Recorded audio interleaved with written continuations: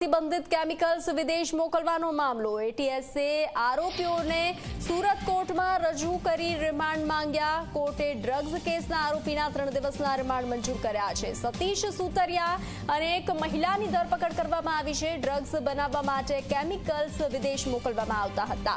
બંને આરોપી chemical company એથ્રોસાના ભાગીદાર હોવાનું ખુલ્યું છે। ગુજરાત એટીએસે આરોપી સતીશ સુતરિયા અને યુક્તા કુમારી મોદી સામે ફરિયાદ નોંધી ધરપકડ કરી છે। એટીએસે વર્ષ 2024માં બાતમી મળી હતી કે સુરતના એથ્રોસ કેમિકલ પ્રાઇવેટ લિમિટેડ, અગ્રત કેમિકલ્સ અને એસઆર કેમિકલ્સ એન્ડ ફાર્માસ્યુટિકલના ભાગીદાર તેમજ વિદેશી ડ્રગ્સ માફિયાઓ ભેગા મળી અને ફેન્ટાનિલ બનાવવા માટેના કેમિકલને દવાના નામે વિદેશ મોકલી રહ્યા હતા। ડ્રગ્સ બનાવવા માટે વાપરવામાં આવતું જે કેમિકલ છે તે આંતરરાષ્ટ્રીય કક્ષાએ વેચનાર આખી જે ગેંગ છે તેને ઝડપી પાડવામાં આવી છે। ખાસ કરીને એટીએસની જે ટીમ છે તે ટીમને સફળતા મળી છે। એટીએસ ટીમને ક્યાંક બાતમી મળી હતી કે આંતરરાષ્ટ્રીય ક્ષેત્રે જે પ્રતિબંધિત જે કેમિકલનો જે જથ્થો છે તે વેચનાર હાલ સુરતમાં રહે છે, જેને કારણે એટીએસની જે ટીમ છે તે ટીમે સુરતના જહાંગીરપુરા ખાતે ધામા નાખ્યા હતા, જ્યાંથી એટીએસની જે ટીમ છે તે ટીમ દ્વારા 2 લોકોની ધરપકડ કરી છે, જેમાં ખાસ કરીને સતીશ સુતરિયા અને યુક્તા મોદી નામની બંને જે આરોપીઓ છે તેમની ધરપકડ કરી છે। ખાસ કરીને પોલીસ તપાસ દરમિયાન એ વાત બહાર આવી હતી કે આ બંને જે આરોપીઓ છે તે એથ્રોસ સહિત 3 જેટલી જે કંપનીઓ છે તેમાં ભાગીદાર છે।